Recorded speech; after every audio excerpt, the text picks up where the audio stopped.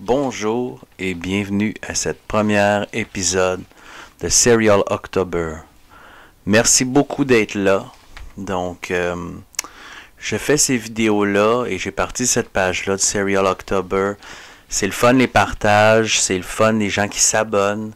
Mais ce qui me fait vraiment plaisir, c'est les commentaires. Le but, c'est de partir des discussions, de mettre de l'ambiance dans le mois d'octobre. Donc, si vous voulez me soutenir, commentez les histoires que vous allez entendre. Donc, on commence sans plus attendre à notre premier épisode sur Reddit. Donc, qu'est-ce que Reddit pour ceux qui ne connaissent pas ça? C'est un site, un forum de discussion qui est devenu rapidement le plus grand forum sur la planète online de tout genre de discussion. Donc, sur Reddit, il y a ce qu'on appelle des subreddits, des sous-catégories, pour classer les discussions et les aligner vers des sujets en particulier. Les gens votent pour leurs posts préférés et les posts qui ont obtenu le plus de votes se retrouvent sur la page principale, la front page de Reddit, et gagnent en popularité. Et donc, sans plus tarder, je vais vous faire un top de mes histoires étranges et macabres de Reddit et on commence tout de suite avec la première. Numéro 1. Le container bleu. Cette histoire-là, je l'adore. C'est une histoire que j'ai vue, que j'ai entendue sur plusieurs YouTubers que je suis différent. Donc, c'est vraiment une histoire qui a suscité beaucoup d'intérêt. D'ailleurs, je voulais faire un petit clin d'œil au YouTuber qui m'a le plus inspiré, qui s'appelle Feldup. Je vous encourage fortement à aller voir ses vidéos sur YouTube. Honnêtement, c'est quelqu'un de très très très intéressant. Donc sans plus attendre, cette histoire, le container bleu. C'est un usager U/Boraké 111 qui nous écrit une histoire. Donc U/Boraké 111, c'est un nom assez compliqué. On va l'appeler Joe pour que ce soit plus facile pour moi. Donc, Joe a 19 ans et il habite à ce moment-là en Australie. Il s'est trouvé un emploi pour une compagnie qui dépêche des ressources humaines aux fermiers de fermes éloignées qui ont besoin d'amour, qui ont besoin d'entretien. Donc, tu donnes ton nom, tu donnes ton numéro de téléphone, tu donnes tes dispos et quand le téléphone sonne, tu pars quelques semaines dans la brousse pour faire peu importe ce qu'un fermier te demande. Ça part déjà bien. La ferme où il s'est fait appeler pour cette job-là, une job de 5 semaines, est vraiment loin. C'est vraiment au milieu de nulle part. Juste pour vous donner une idée, c'est à 9 heures de Sydney, mais c'est à 40 minutes de toute civilisation. Quand je vous dis, c'est au milieu de nulle part. Il va avoir 3 personnes qui vont travailler avec lui. Et leur patron, le propriétaire de la ferme, c'est Jérémy, un homme très sympathique, très cool, qui leur donne les instructions, puis qui même travaille avec eux autres. Vraiment sympathique. Une journée où il fait vraiment très très chaud, dans les 40 degrés Celsius, Jérémy, très sympathique, il offre une journée de congé au gars. Et il dit à Joe qu'il connaît un point d'eau où ils peuvent s'abreuver, faire une baignade cette journée-là, qui est à 25 minutes. Si ça lui tente, ils partent ensemble dans son pick-up, ce que Joe, il décide que c'est une bonne idée. Il roule, et tout à coup, ils sont rendus à 5 minutes de l'objectif. Et Jérémy commence à ralentir, et il dit à Joe, « Est-ce que tu vois ce que je vois? » Et là, c'est à ce moment-là que Joe, lui aussi, apparaît la chose par la fenêtre. Un container bleu en plein milieu de la brousse. C'est vraiment quelque chose qui a pas d'affaire là, du tout. Il explique que c'est un container bleu qui est comparable à n'importe quel container qu'on voit un bateau déposant quelque part qui a la marchandise à l'intérieur. Le vrai même type de container bleu qu'on connaît tous. Il arrive là et Jérémy lui dit que quand il était passé là, 2 semaines plus tôt, il y avait pas. Le container n'était pas là. Jérémy connaît bien l'endroit, puis le container n'était pas là. C'est comme s'il était apparu en si peu de temps. Alors là, il décide de s'approcher.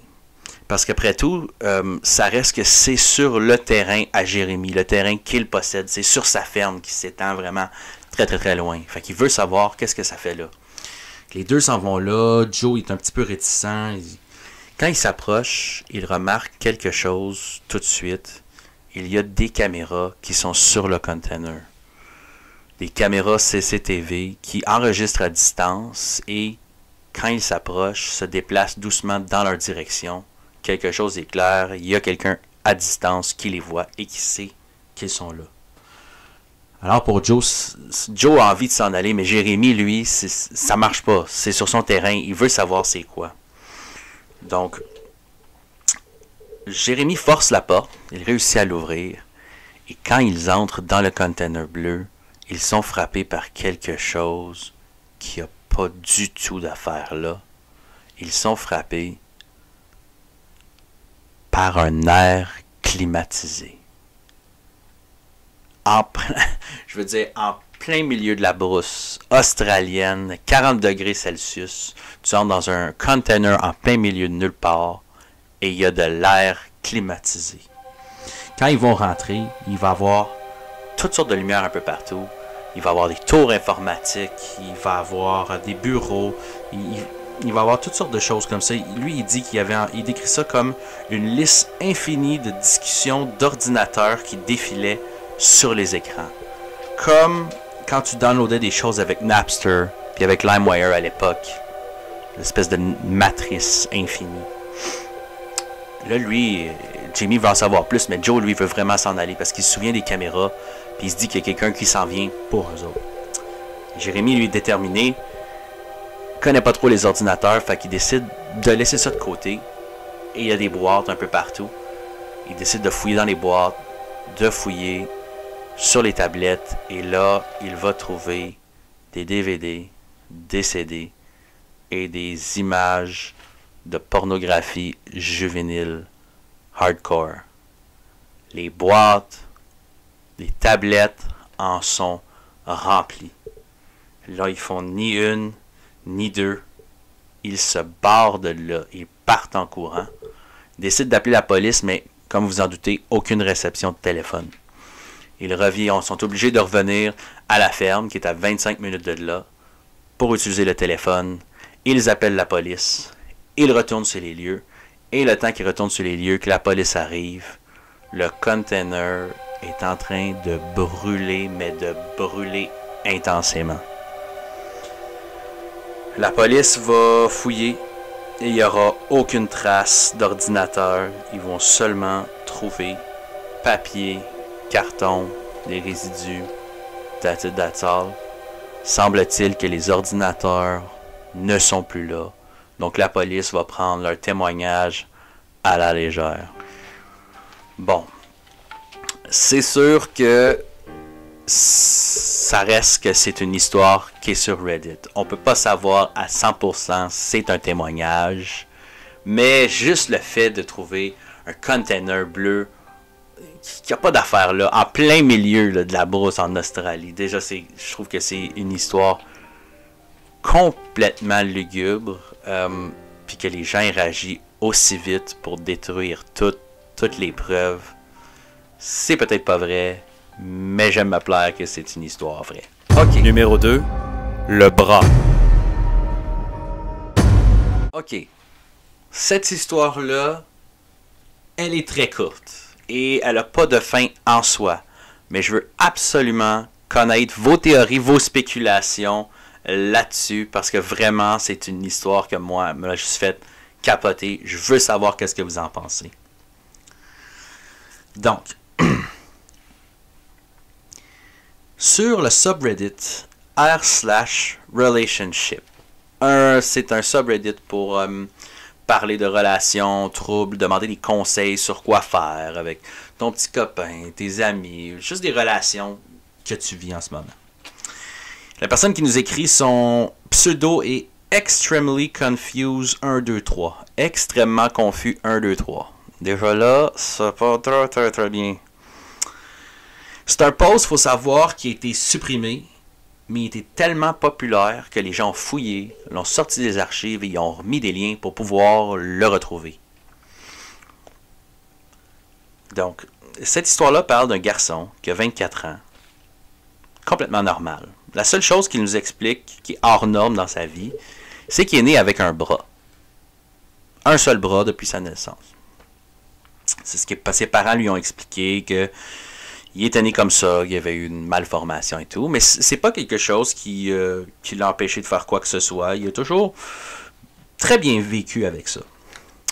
La journée où il a écrit sur Reddit, il est affolé puis il a besoin de conseils.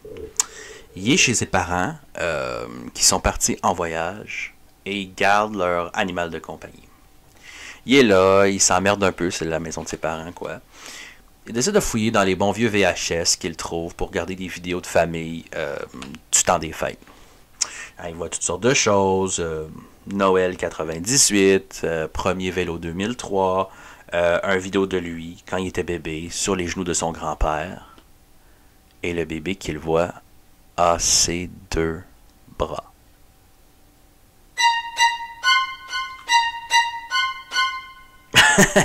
Bon, ok. Donc, celui qui nous écrit Extremely Confused 1, 2, 3, on comprend peut-être mieux son nom maintenant. Il sait pas trop quoi faire avec ça. Il dit que ses parents lui ont toujours dit que il a jamais eu ses 2 bras. Il y a la preuve du contraire. Au début, il veut tellement pas y croire qu'il pense que c'est son frère bébé sur l'enregistrement, mais un peu plus loin, en l'écoutant, ses parents réfèrent au bébé par son prénom, qui est le sien. Et c'est ça. J'ai lu dans les commentaires, bien entendu, il y a toutes sortes de théories bizarres, comme fait une histoire qui aurait coupé son bras, les parents pour le manger, une histoire de cannibalisme, une histoire de trafic humain, comme si un bras ça se transplantait. Bon, ok, ça c'est weird, mais n'empêche que ils lui ont toujours dit qu'il avait pas ses 2 bras, et là, il y a la preuve du contraire. En regardant les vidéos, le plus proche qu'il peut trouver, c'est un vidéo qui avait 3 ans, et là, bien entendu, il y a un seul bras. Mais la vidéo quand il était bébé, il y a ses 2 bras.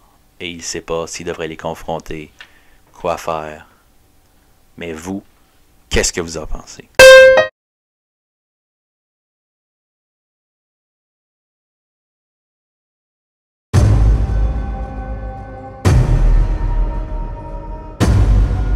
Ok. La prochaine histoire, elle est aussi effrayante qu'elle est triste. Donc la personne qui nous écrit sur Reddit se lève un matin et il y a une notification sur son téléphone, sur une de ses applications. C'est une notification qui vient de l'application de sa sonnette de porte intelligente. C'est une sonnette qui a un détecteur de mouvement et qui a une caméra vidéo. Donc, ce qui est extrêmement bizarre avec la notification, c'est que ça lui annonce que quelqu'un a sonné à la porte et qu'il ne s'est pas réveillé, et qu'elle a sonné à la porte à une heure où personne ne devrait sonner chez qui que ce soit, à 2h30 du matin. Donc la personne va prendre son application, va appuyer sur le bouton pour voir la vidéo de qui est venu voir. On regarde la vidéo.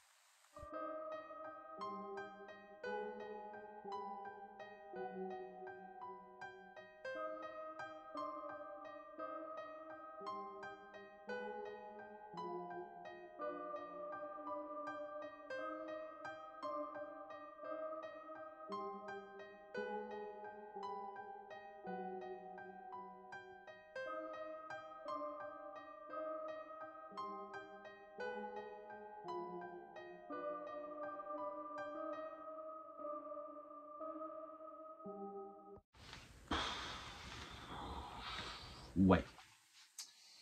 Donc oui, en fait, la dame qui est là semble extrêmement apeurée. Elle semble même pas savoir où elle est. Comme vous l'avez sûrement remarqué, elle a un couteau dans les mains. Elle sonne et elle attend qu'on lui réponde. Elle va finir par s'en aller. La personne va avoir des nouvelles, en fait, quelques jours plus tard.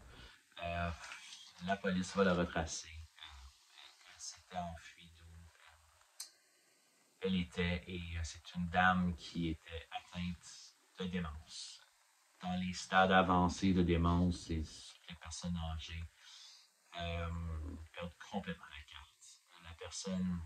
La femme qui était là, peut-être est en train de vivre une illusion ou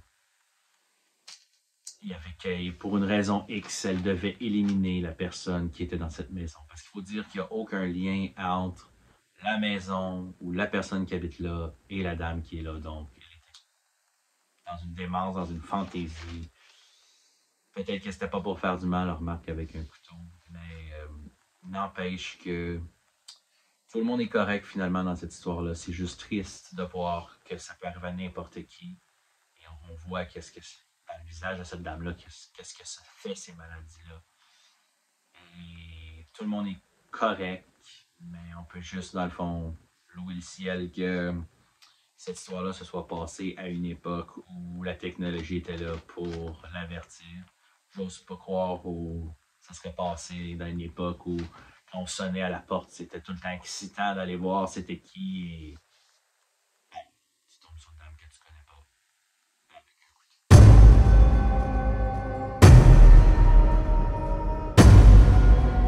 Cette histoire-là, la prochaine est pas mal lourde, pas mal complexe. C'est dur de savoir si elle est vraie, mais bon, on est là pour se mettre dedans, alors on en discutera après. Cette histoire-là de Craigslist est parue sur le subreddit Let's Not Meet. C'est un subreddit qui va revenir souvent, c'est un des subreddits les plus populaires. C'est un forum de discussion où les gens décrivent des rencontres ou des choses qu'ils ont trouvées qu'ils n'auraient jamais dû trouver ou des rencontres qu'ils ne veulent plus jamais refaire de leur vie et on les comprend. Donc, la personne qui nous a écrit, l'histoire n'est pas arrivée personnellement, ça y est arrivé à son ex-belle-sœur qui s'appelle Amanda.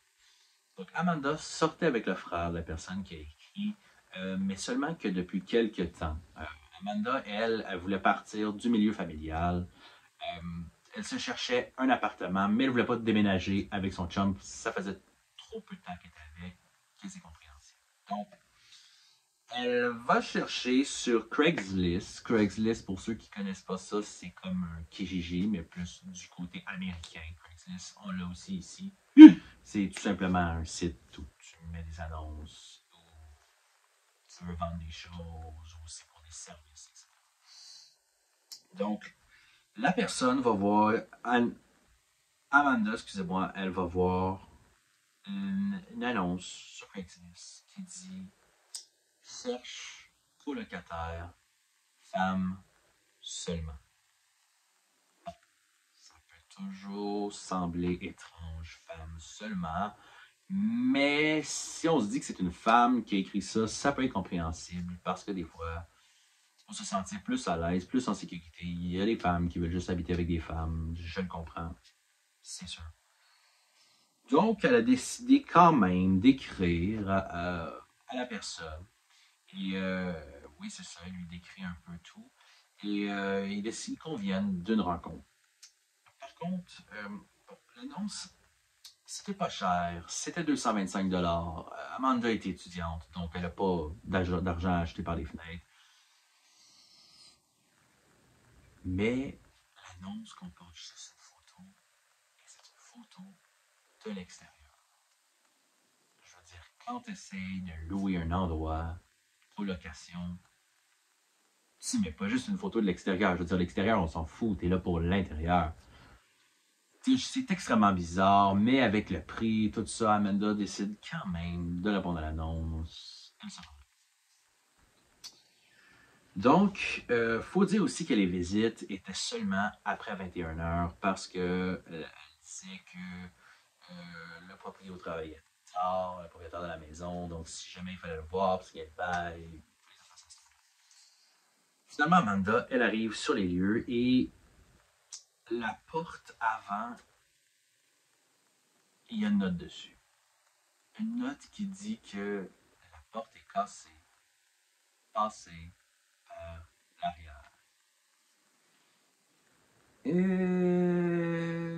Mais Amanda, qu'est-ce que tu veux? Elle continue. Elle s'en va en arrière. Et qui l'attend là? Pas la fille avec qui elle a communiqué. Non. C'est un vieux monsieur dans la cinquantaine, un peu défraîchi, un peu sympathique, mais tu sais. Il dit qu'il est le propriétaire de la maison, que celle qui veut sous-louer, la colocataire, elle n'est pas là, qu'elle l'a appelé en urgence, puis qu'elle a décidé. Mais elle n'aurait pas averti Amanda de ça. Amanda, peut-être naïve ou désespérée, elle décide quand même d'y aller et il commence la visite avec le monsieur. Rapidement, les choses vont commencer à dégringoler. Le monsieur sera moins sympathique. Le monsieur va lui dire de ne pas allumer de lumière pour ne pas gaspiller l'électricité, ce qui est quand même assez étrange. Il y a une pièce de l'appartement, de la maison, qu'elle n'a pas le droit de visiter. Bon, elle se dit que c'est probablement la chambre de la coloc pour la vie privée. De toute façon, si c'est la chambre de la coloc, pas besoin de la visiter. On n'en bénéficiera pas. Fair enough. Avec les lumières et tout. Et là, Amanda est frappée par un détail qui est assez flagrant, mais quand même important. Il n'y a aucun meuble. Je veux dire, une fille qui habite déjà là. Il n'y a aucun meuble dans l'endroit. Là, ça commence à s'additionner pour Amanda, comprends-tu? Mais bon.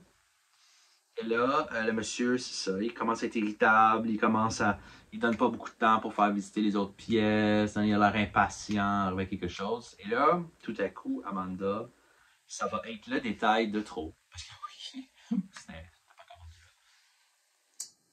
Elle va remarquer que la porte avant qui était cassée est en fait barricadée avec deux grosses planches de bois bien clouées. C'est quand même assez étrange. Comment ça marche? Alors là, Amanda va commencer à faire bon. C'est super, hein? Il y a des bonnes chances que je le prenne. Il faudrait que je m'en aille là, mais le monsieur se tient devant la porte et il faut expliquer que de la manière que la bâtisse est faite, c'est ce qu'elle disait à Amanda, la porte d'arrière d'où elle est rentrée et la porte du sous-sol. Quand tu ouvrais la porte du sous-sol, ça faisait en sorte que ça bloquait le passage pour sortir.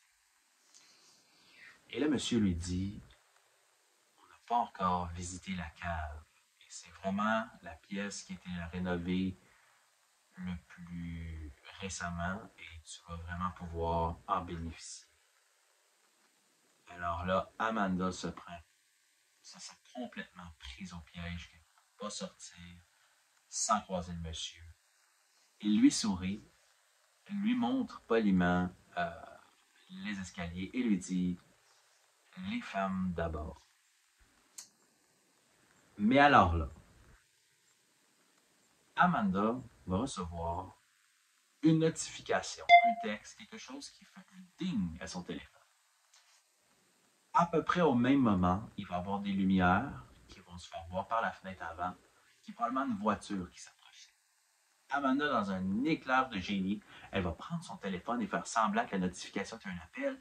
Elle va dire « Oui, salut, j'attendais ton appel justement, tu devrais l'avoir, l'appart, il est super, on va vraiment être bien ici ensemble, il faut absolument que tu viennes le voir. Je suis contente que tu viennes d'arriver, je viens te chercher, il faut le voir. » Et là, autour du monsieur de ne rien comprendre, lui complètement figé par ça, il va la laisser passer. Elle va tout doucement sortir dehors et après ça, elle court à sa voiture et elle s'enfuit. L'histoire s'arrête là. Non. Non. Il y a encore à cette histoire-là. En fait, un petit peu plus tard, elle va signaliser ça, bien sûr, à la police. Peu de temps après, l'annonce de Craigslist est enlevée. La police va rappeler Amanda une semaine plus tard avec des détails. Elle va lui dire que quand ils sont allés, la fameuse pièce qu'elle n'avait pas le droit de visiter, C'était en fait la chambre du monsieur qui était crasseuse. Il y avait des photos porno collées sur les murs partout. C'en était dégueulasse. Pour ce qui est du sous-sol, dans les marches, plein milieu, il y avait un fin fil de pêche tendu qui était invisible à hauteur de la cheville, destiné à faire tomber n'importe qui entrait dans les marches. En bas des marches, vous trouvez dans la cave, pour rénover bien entendu, un vieux matelas, il va y avoir un manche à balai avec des ceintures de cuir, et il va y avoir aussi une rangée de scotch tape différents à la disposition. Est-ce que c'est une histoire vraie? Il y avait tellement de signaux sur celle-là. Honnêtement, Amanda elle aurait dû essayer de fuir avant. Mais des fois qu'on a la situation, c'est vrai qu'on fige. C'est vrai qu'on fige. Je ne juge pas Amanda sur le moment où elle a figé, mais il y avait tellement d'indices. Moi, je m'excuse, mais déjà au pas de meubles, déjà même à la notice de la porte cassée, déjà que c'est le monsieur qui t'attend et non pas la fille qui t'a pas averti. T'es une jeune fille, passé 21 heures, Craigslist. On passe à la...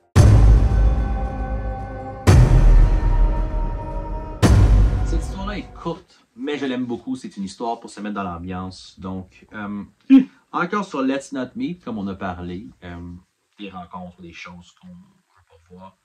C'est l'histoire qui s'appelle Bag Lady. Un usager U/Maltese Panda, on va l'appeler juste Panda pour les intimes.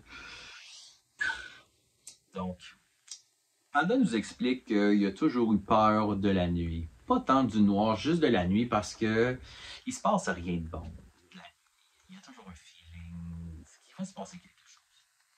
Cette soir-là, il va à un match de baseball. Et comme de fait, ça va en prolongation. Grosse prolongation, ça finit extrêmement tard. Il part de là à 1h du matin. Une demi-heure de route. Dans les 1h30, 2h. Dans la nuit qu'il déteste. Panda va arriver à un feu rouge qui est connu dans la ville pour être excessivement long. Vous en connaissez tous un, c'est ridicule, pourquoi ça change pas. Mais Panda, c'est un gars de principe et jamais de sa vie il a brûlé un feu rouge pour quelconque raison. Et là, il va regarder par la fenêtre et il va voir un arrêt d'autobus. Une jeune fille creepy qui va croiser son regard une fraction de seconde. Il va détourner le regard, mais c'est trop tard. La fille va se lever avec ses sacs, elle va s'approcher de la fenêtre. Elle est très très proche de la fenêtre, il va cogner. Et là, Panda va baisser sa fenêtre, mais c'est les fameuses fenêtres électriques. Tu pèses une fois sur le bouton puis elle descend au complet, chose que Panda ne veut pas faire. Il prend son courage et il essaye de faire le petit... Il va réussir à baisser la fenêtre juste un petit peu pour entendre le son. Et c'est là que la fille va lui dire: Mon copain m'a battu. J'ai une amie qui habite au bout de la rue. Tu voudrais m'emmener? Et là, Panda lui veut absolument pas l'emmener. Et là, il va lui dire non. Ce à quoi elle va répondre: Mon copain m'a battu. J'ai une amie qui habite sur cette rue. Est-ce que tu voudrais m'emmener? Complètement robotiquement, Panda va nous dire que ça avait l'air d'une phrase qu'elle a répétée des dizaines et des dizaines de fois et qui n'était probablement pas le premier à entendre cette phrase-là. Il commence un petit peu à paniquer. Et là, il va nous décrire la fille comme si elle était une femme de 60 ans qui a une vie moyennement difficile ou une fille de 20 ans qui a été complètement ravagée par la vie. C'est vraiment la description qu'il nous en donne.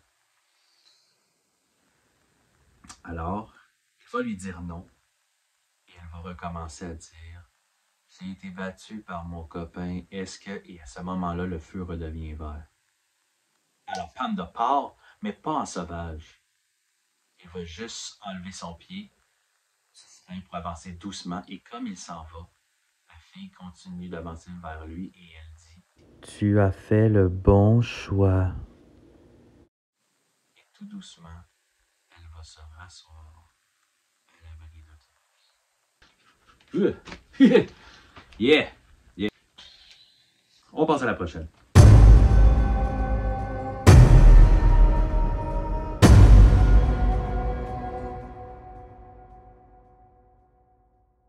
Cette histoire-là, c'est pas l'histoire nécessairement la plus épeurante, mais c'est une histoire avec un dilemme moral quand même intéressant. L'histoire se passe sur le subreddit r/confessions. C'est un Reddit pour tout simplement confesser des choses dont on n'est pas fier, qu'on n'a pas fait. Donc, c'est souvent des témoignages assez lourds et peu enviables. La personne va rester anonyme. On va l'appeler John. John et sa femme, un jour, vont avoir un enfant qu'on va appeler Tim. Ça devrait être le moment le plus beau de la vie de n'importe quel parent.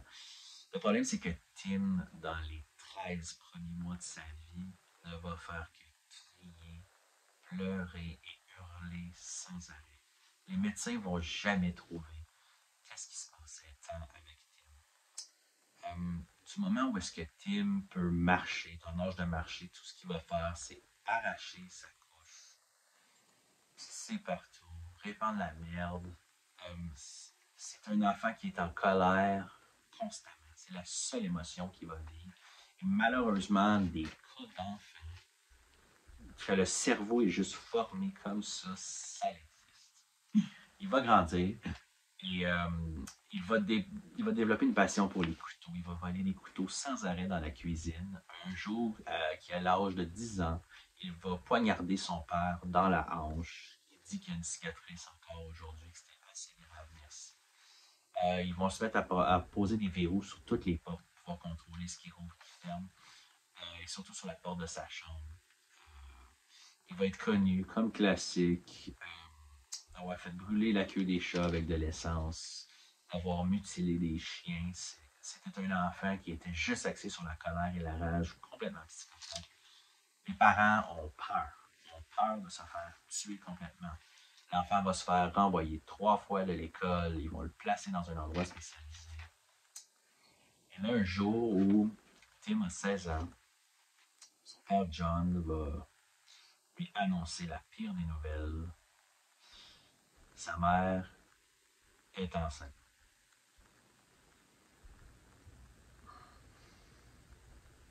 Ouais, bon. Alors là, ils ont pensé à avorter, mais sa femme était des valeurs religieuses et complètement opposée à l'avortement. Donc, ils vont mener à terme l'enfant et la fille va être normale. Un jour, ça se passe quelques années plus tard, je crois qu'elle a 4 ou 5 ans, ils vont entendre la fille crier.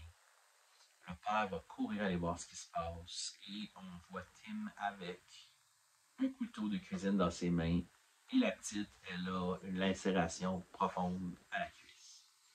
Donc le père va tout de suite aller voir sa fille pour la réconforter. Et ce que Tim nous avait pas dit avant qu'il nous explique à ce moment-là, c'est que sa femme, c'est une ancienne championne de boxe en martial mix. Le gym, tu ne la fait pas chier.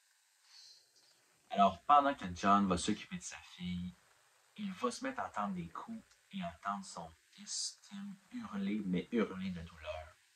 Mais lui est occupé. Il prend soin de sa fille, blessure grave.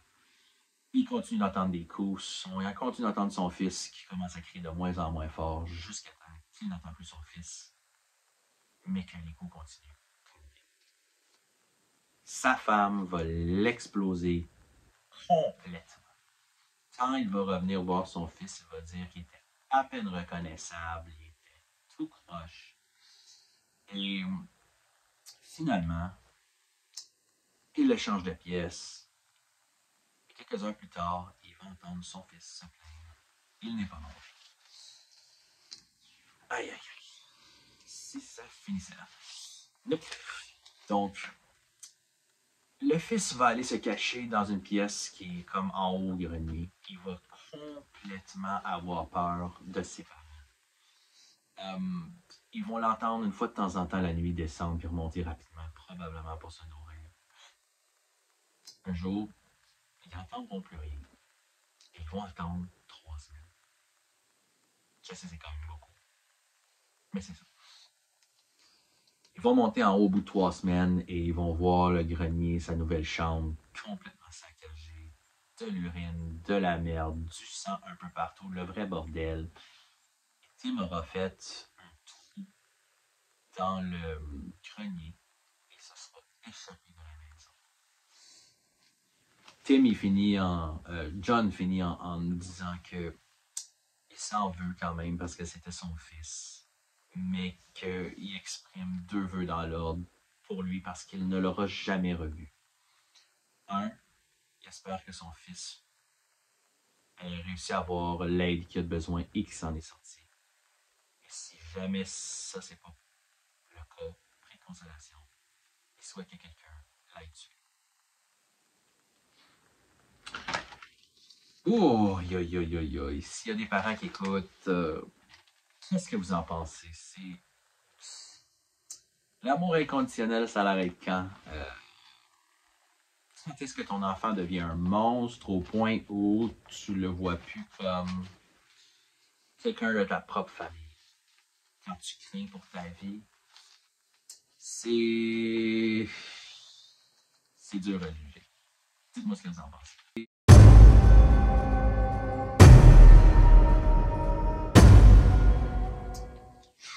La dernière histoire, j'ai malheureusement pas les pseudonymes qui vont avec, mais je vais quand même raconter l'histoire. Ça se passe en Europe de l'Est. Il y a un jeune homme que son oncle vient visiter, et c'est à lui que l'histoire est arrivée, qu'il lui raconte.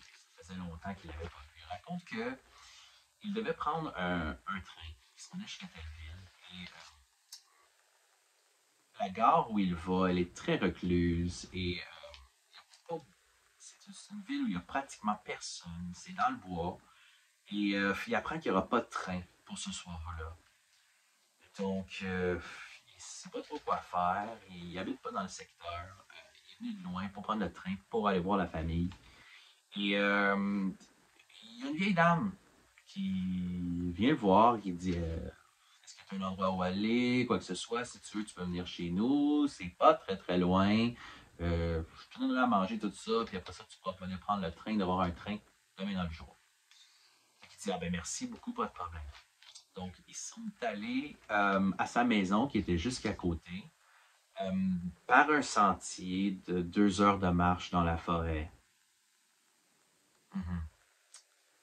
Donc, ils se rendent là, et quand ils se rendent à la maison, qui a un petit peu plus de lumière, il va se rendre compte qu'en fait, c'était pas une vieille dame, mais que c'était un vieux monsieur. Je sais pas si vous êtes comme moi, mais je pense tout de suite au vieux monsieur, madame en noir dans Insidious.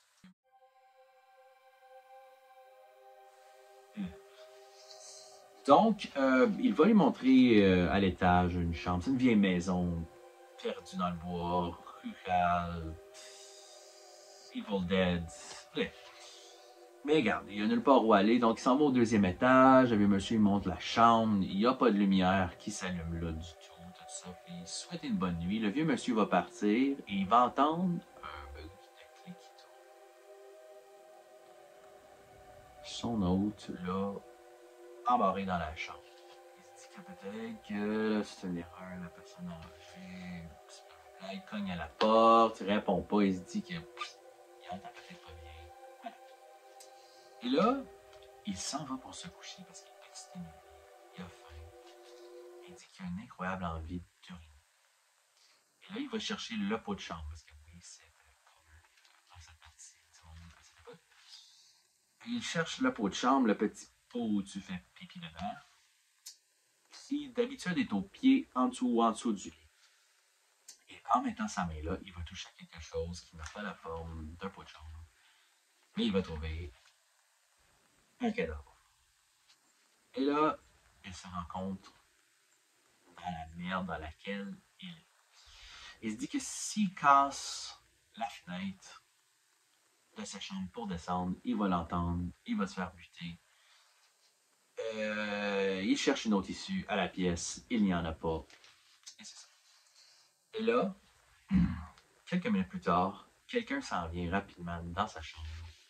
Gros pas vigoureux, ça ne va être la personne âgée. C'est quelqu'un qui va rentrer, quelqu'un de beaucoup plus jeune, beaucoup plus fort, qui va rentrer avec une barre de fer et qui va frapper de toutes ses forces notre ami qui est dans son lit. Mais ça ne finit pas comme ça. La personne va laisser la barre de fer là et va s'en aller, comme si c'était parti du plan. Notre ami, en fait, il a eu un éclair de génie. Il a pris le cadavre, il l'a mis sur le lit. Il l'a habillé des couvertes et lui-même s'est caché sous le lit. Donc la personne a battu ce qui avait la consistance d'un corps, sa job est faite, laisse ça là, s'en va là. La personne va sortir en dessous du lit, va utiliser la barre de métal pour forcer la fenêtre et non pas la casser tout doucement. Il va sauter de là et il sacre son... Oui.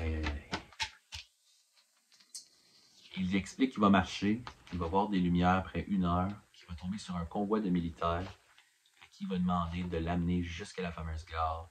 Ils vont même rester avec lui quelque temps, le temps d'être sauf, le train. Mais il explique que dans ses mœurs, dans la culture de ces pays-là, il n'a jamais dit quoi que ce soit par peur de représailles. J'aimerais vraiment savoir quelle culture t'empêche de raconter un meurtre à la police. Mais bon, c'est ce que l'histoire dit. Est-ce que c'est vrai? Ça, j'y crois pas. Mais est-ce que c'était divertissant? Ça, moi, j'ai vraiment adoré. Donc, c'était tout pour ce premier épisode. J'espère que vous avez aimé ça. J'aimerais savoir quelles sont votre histoire préférée. Je veux avoir vos commentaires, partir des discussions. Le bras, j'aimerais savoir ce que vous en pensez. Et dites-moi si vous avez aimé ça. Je vous remercie beaucoup.